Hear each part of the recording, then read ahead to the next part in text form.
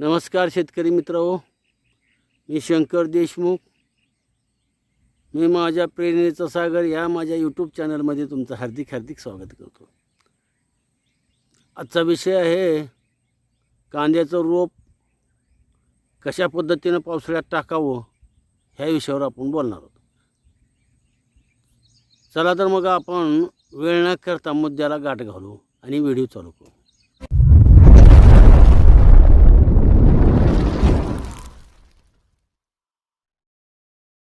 शेतकरी मित्रांनो, पावसाळ्यात कांदा लावण्यासाठी 15 ऑगस्टला कांदा लावायला यावा यासाठी सरी वरंब्यावर ठिबक करून रोप जर टाकलं तर अतिउत्तम असं त्याचे रिझल्ट आहेत. त्याची काडी मोठी आहे, निचरा होतो. पाऊस जर नसला तर त्याला आपल्याला पाणी देता येतं. आणि आणखीन काही त्याच्यात महत्त्वाच्या गोष्टी आहेत. त्या मित्रांनो, तुम्ही जर नवीन असाल माझ्या चॅनलला तर लाईक करा, शेअर करा आणि सबस्क्राईब करायला मात्र विसरू नका. शेतकरी मित्रांनो, आपल्याला आणखीन काही पुढं महत्त्वाच्या गोष्टी बोलायच्या आहेत. ठिबकवर आणि सरी वरंब्यावर कांदा लावण्यासाठी सरी घातल्यावर सरीचा शेंडा जी आहे ती गोल करायला घ्यायचा. त्याच्यावर ढेकळं फेकळं असली तर ती फोडून घ्यायची. त्या आता सांगायच्या गोष्टी नाहीत, शेतकरी मंडळावरती माहितीच असतं. वरंबा एकदम गुळगुळीत गोल कमानीसारखा करून घ्यायचा आणि त्याच्यावर कांद्याचं बी पेरायचं, ओळीत पेरायचं. बी लावताना मात्र पेरताना मात्र रेडोमिल 1 किलो बियासाठी 5 ते 7 ग्रॅम ही अवश्य चोळा. कांद्याच्या बियाला रेडोमिल, मेटालेक्झिल 8% प्लस मेन्कोजेब असं असलेला घटक 5 ते 7 ग्रॅम एका किलोला चोळा आणि ती पेरणी करा.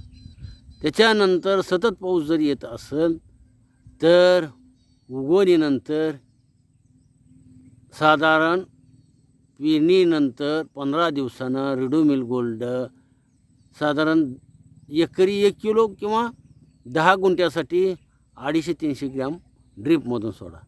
जास्त जर कॉलर रॉड जर असेल, मर रोग असेल तर त्याच्यासाठी आणखीन आलेट नावाचं एक बुरशीनाशक आहे, ते 250 ग्रॅम 10 गुंठ्यासाठी ड्रीपमधून सोडा. त्याच्यानंतर दुसरी ड्रिचिंग आहे ह्युमिक ॲसिडची. मित्रांनो, ह्युमिक ॲसिड जर त्याच्यातून सोडलं तर भरपूर मुळ्यांची वाढ होती आणि कांदा एकदम नंबर 1 होतो. तिसरी गोष्ट अशी आहे की मॅग्नेशियम आणि युरिया ड्रीपमधून जर दिलं तर अतिउत्तम अशी मुळ्यांची वाढ होते आणि निरोगी आणि हिरवागार असा कांदा राहतो. मित्रांनो, ह्या गोष्टी फार महत्त्वाच्या आहेत. त्या वर्ण मात्र फवारताना blue copper plus sticker. Blue copper उगवणीनंतर 1 ग्रॅम पर लिटर पाण्याला स्प्रे करा. असे स्प्रे 3-4 दिवसाला जर घेतले तुम्ही तर कॉलर रॉट किंवा करपा रोग येणार नाही. त्याच्यानंतर करपा तुम्हाला दिसलाच तर दुसरी आळवणी म्हणजे ड्रीपमधून आलेट ड्रिचिंग करा किंवा आलेट सोडा. आणखीन त्याच्यानंतर जर करपा तुम्हाला दिसत असेल तर एंट्राकॉल हे औषध 1 ग्रॅम प्रति लिटर उगवणीनंतर किंवा पेरल्यानंतर 10 ते 12व्या दिवशी स्प्रे केला तर चालतो. त्याच्यामध्येच स्टेप्टोसायक्लिनसुद्धा फार घेणे महत्त्वाचं आहे, कारण जीवाणू करपासुद्धा येऊ शकत असतो. आणि जमिनीलगत ज्या बुरशी आहेत त्याच्यासाठी ही जी उपचार करायचे आहे ती बिना खर्ची आणि सुंदर असं रोप येतं. याच्यानंतर आपल्याला तणनाशकसुद्धा घ्यायचं आहे, पण तणनाशक मात्र 25 दिवसाचं रोप झाल्याशिवाय तणनाशक घ्यायचं नाही. त्याच्यामध्ये गोलच घ्यायचं आहे. 25व्या दिवशी गोल घ्यायचा आहे. आणि जर जास्तच तण असेल तर त्याच्यात पण टर्गा सुपर घ्यायचं आहे.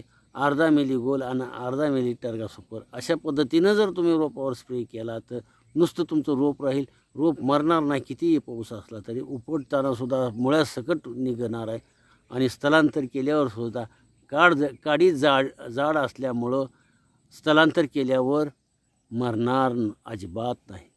मित्रांनो, आजचा विषय रोप कसं टाकावं, मरतंय पावसाळ्यात तर त्याला काय करावं याच्यासाठी आजचा व्हिडिओ हा मी केलेला. आणि सारखं कांद्याच्या रोपावर कांद्यासाठी काय व्हिडिओ काढा साहेब, व्हिडिओ काढा म्हणते.